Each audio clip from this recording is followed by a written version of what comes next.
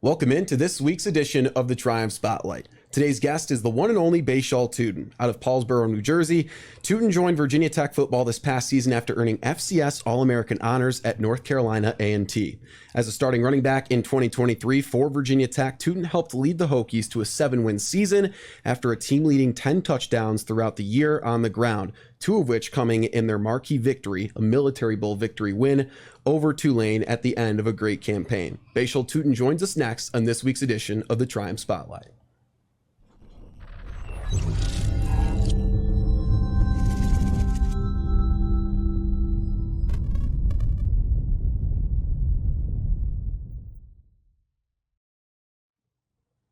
Today's show is brought to you by Triumph NIL. The Triumph Digital Network is a fully integrated portal featuring individual channels for Bhayshul Tuten and all of your favorite Hokie athletes. Visit triumphnil.com for exclusive engagement, merchandise, content opportunities, and subscriptions. All right, in the high-tech studios here in the Corporate Research Center in Blacksburg, Virginia, I think some introductions are underway here on the set. I'm Kyle Marshak. To my right is Robert Bateman. Behind the desk, the best producer in the land, Key McCrimmon. And of course, we've got Bhayshul here on set. Bhayshul, how's the offseason treating you? It's going good so far. You know, we had winter workouts. Now we're in the spring ball. I think it's all going smooth, and I like the progress we're making. I mean, that's what we like to hear. Can you take us through a week of what like an off-season schedule looks like for you guys? So we typically, let's say winter workouts, we typically, have hunger drills Tuesday, Thursday at 6 a.m. Then we'll end up having 2 different lift groups. I was in the 8:30 lift group after hunger drills, so we lifted a lot. We had hunger drills Tuesday, Thursday. So basically after lift, you have time for school and everything else you have to do. But now in spring ball, we have, spring practice. We only lift, I think, twice, 3 times a week.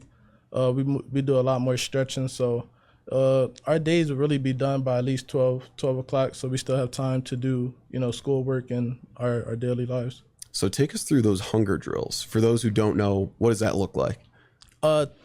Basically, it's like a 7 drill circuit. I say like 4 or 5 minutes at each station, just consistent competition. You have a partner that you go against, and you just try to beat each other at each drill and win the most reps. And, you cycle through every station after I said like 4 minutes, and then you complete all 7 stations. Then we probably end up doing, half gassers at the end of practice just to get our, stamina up and endurance. And that's basically the morning hunger drills. So who are the main guys you're competing against in these?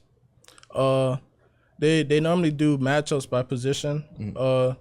It rotates every hunger drill. So I like my running back group. Yeah. We'll go against the corners, the DBs, and then we'll go against linebackers the next one, then quarterbacks, then wideouts.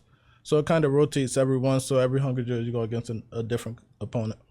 Is that kind of a big part of the culture too? I feel like we've heard so much about the hunger drills and, obviously the clubhouse culture. You guys are a team that tries to go and get it, especially early in the morning, right? Mm-hmm.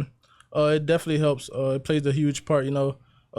We compete a lot, just to beat each other, just to be the best that we could be and push each other to be a better team. So I think hunger drills contributes to that a lot because you're pushing the guy right next to your matchup to give it his all every snap, every whistle. And speaking of competing, you guys are expected to have an even better regular season than last year. What do you think's been going into making this team hard to beat in 2024? Just the coaching staff did a great job, bringing new guys in that respect the culture, that understands the culture, and that also is willing to work, I think we bring in some great guys that's willing to work. We have some great guys here already that's willing to work, and we all respect, the fundamentals of what we have to do and the ground floor of what we have to do. So I think that's playing a huge part in the way we're going. And you're one of those guys that was an addition to this roster that felt like, brought Virginia Tech over the hump. So let's take a couple steps back and talk about how you got here. You were a really good running back at the FCS level at North Carolina A&T. Then you hit the transfer portal officially after your junior season. When did you know you could play at the Power 5 level? I kind of always had that thought that I can play like wherever I want to go. And, I came out of COVID out of high school, so, a lot of offers was limited. So, I went to North Carolina A&T. They gave me a great shot, great environment there, great coaching staff. I played under them for 2 years. Then I decided to hit portal, go Power 5. And I came here. I was committed to BC before, but I ultimately came here, and it's just been just up from there. You know, I always had no doubt in my mind that I can play on the highest level that I want to play on, that I think I could play on, and it's been no different. You mentioned your commitment to BC. What made you flip to VT? I took a visit here, and I just understood like the coaches, they're genuine. I met with Coach Pry, Coach Holt, you know, they welcomed me. I felt welcome, and I loved how Blacksburg was set up, the environment. So that's kind of what made me flip ultimately. Would you say it was the right choice?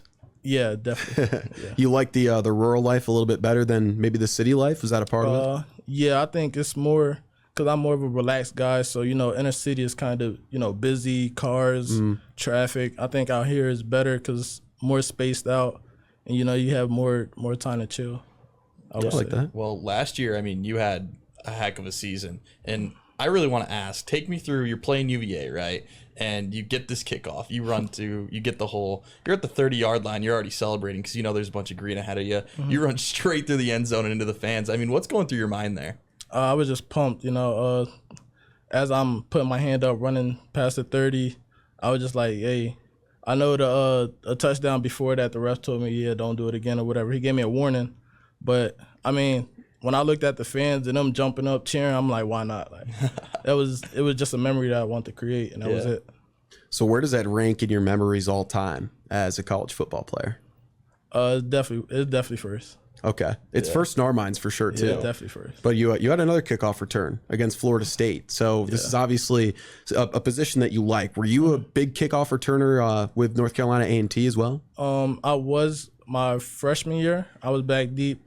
I played the full season back deep. I didn't have no returns then, but I made some pretty good gains back there. That's kind of where I got my feet wet at. I did it in high school some, but ultimately college is where I started my career at kick return. And this year I was just more prompt on it and paying more details, the technique of it. So it's been a huge advance to my game. What do you think gives you just that big playability? I mean, at any moment it seems like you can spark for 40-plus yards.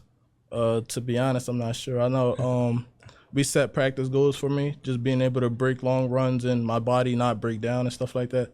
So the strength staff, they did a great job, the sports science people. So we're just working with them to, you know, keep it up. And I think that helped my game go a lot more because, like Florida State, I took the kickoff return back and then I missed a couple drives due to cramping and whatnot. But later in the year, as we started doing those goals in practice and stuff like that, UVA came and I took it and I wasn't tired. And like the longer runs, I wasn't as tired, wasn't as beat, wasn't cramping. So I think they did a great job with me, and we just continue to work on that and find different goals to help my body advance. So speaking of those goals, what's next on the chalkboard for you going into the next season? I would just say, you know, keep building my endurance. I'm already pretty fast now, but I just want to get faster, more consistent, running longer runs.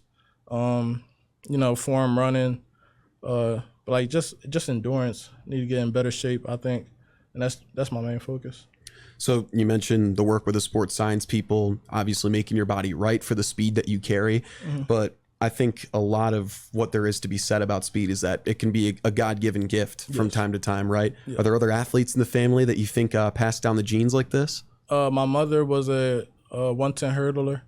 She held just a couple school records back in Jersey. My father was a sprinter, so, you know, it kind of went down. I had both athletic parents, so most of my family is athletes, so. They're both runners. Yeah. Who do you think wins in a race out of the three of you? In their prime. In their prime. Well, yeah, let's talk prime. I'd probably say my dad. My dad's fast. He could move. So did you have a track career as well in high school? Yeah, I did. I ran the 100, and then I did long jump. Okay, long jump. So how far are you jumping in long? Long jump, I think I jumped at 34 and long, 33, 34. Okay, so you could move there. Yeah. Any other siblings or anything like that with athletics in the family as well? I had a sister that played basketball in high school, and I had two little sisters that ran track, but they went away from it, I guess. So okay, that's pretty much it. So and I had an older brother that ran track in high school too. Okay, a lot of track. Big track. Yeah. Family. So we always ask, if you were to play any other sport at Virginia Tech, what would it be? It would have to be track. That's what it would have to be track. Yeah. No basketball or anything like that. I was a wrestler in high school. Oh, okay. Oh, okay. Yeah. What weight class? I wrestled at 1 160, I believe. Okay. So Something like that. were you a high level high school wrestler, or are you just another athlete that did- could get along, or? I did it up to my freshman year, and then I transitioned back over to track, and that's where I kind of been doing indoor and all them other things. I took Nice. track over wrestling. So what got you into wrestling though? I feel like that's a pretty niche sport to just jump into. I think I just like the aggression of it. You know, my father wanted me to wrestle. I wanted to wrestle, so we went out for practice one day, and I liked it. Rolling around, you know, you get to slam people for fun. So, so it was pretty much, that was the topping for me. Yeah. So I liked it. So let's get to know you off the gridiron as well and outside of athletics. I heard that you have a pretty nice car. Yeah. So tell us about that's all I heard. I don't know the model. I don't know what the deal is with it. So tell us about the car a little bit. That's a pretty nice car. BMW M6. I brought it last year around this time. Well, actually going from spring break last year. I brought it just as a little gift to me. You know, I've been working so hard to try to get where I'm at now. So that was just a setback reminder, like you're going in the right steps. So that was kind of like a present for me to, like, you know, help me like understand that we're going up and like we're doing good things. So that's why I brought that car as like some motivation to just keep going, because you got your dream car. That was my dream car. So I got it now, on to the next car, whatever, the next house. So it's kind of like a milestone for me, and that's why I purchased it. Is there like another dream car you're looking at? Right now, no. I'm pretty set right now. I'd be pretty happy with that too. All right. So I know a lot of the guys on the team have their animals. You know, Ollie Jennings has his dog Zero. Do you have a pet or anything like that? Yeah, I actually have 2 dogs back at my house. I have 2 pit bull XLs. One is a year and a half, and then one is 6 months.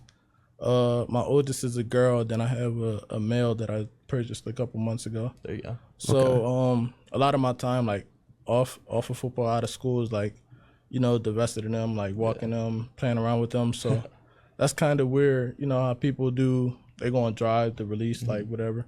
Like I play with them and I walk them to, you know, relax. There you go. I like that. I'm obviously a big dog guy too, and whenever I have the time or money to take care of them, I always told myself I wanted to rescue a couple of pitties. So why was that the right dog breed for you? I just always liked it. It was the breed that we always looked at growing up.